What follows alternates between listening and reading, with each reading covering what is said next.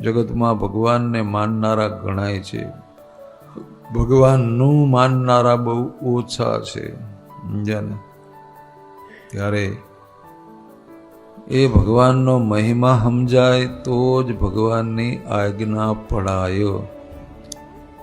ઈશ્વરે બનાવેલી આ સૃષ્ટિમાં એટલા બધા ખજાના ભરેલા છે, પણ આવી મોટી સૃષ્ટિમાં ભગવાનનું બધું રેઢું છે.